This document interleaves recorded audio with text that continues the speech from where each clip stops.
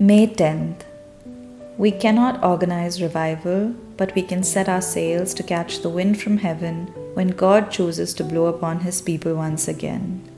G. Campbell Morgan. One common human failing is to try to accomplish with our own efforts what God alone can do. An example of this is the organizing of revival meetings, which are really nothing more than special church gatherings or evangelistic campaigns. As today's quote declares, we cannot organize revival. Man cannot do what God does in revival, though we may manufacture poor imitations. All we can do is prepare ourselves to catch the wind of revival when it blows.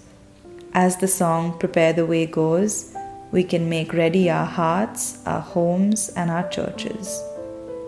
How do we set our sails to catch the wind from heaven? Stephen Alford writes, "Some time ago, I read through Dr. Edwin Orr's Second Evangelical Awakening in Britain.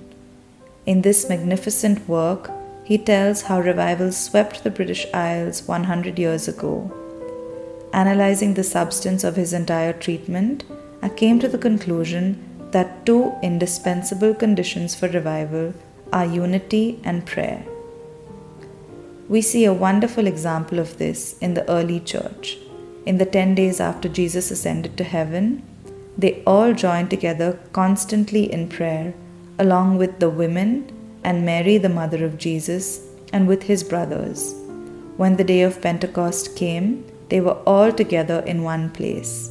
Suddenly, a sound like the blowing of a violent wind came from heaven and filled the whole house where they were sitting. They saw what seemed to be tongues of fire that separated and came to rest on each of them. All of them were filled with the Holy Spirit." Acts 1:14 and 2:1-4. Here we see the 120 disciples of Jesus, witnesses of his resurrection, united in mind and purpose and giving themselves to prayer. Both the indispensable conditions of revival are observed here, unity and prayer. In effect, they had set their sails to catch the wind from heaven whenever God chose to blow upon them. And, sure enough, on the day of Pentecost, when the wind of the Spirit blew, they were able to catch it, and they proceeded to turn the world upside down.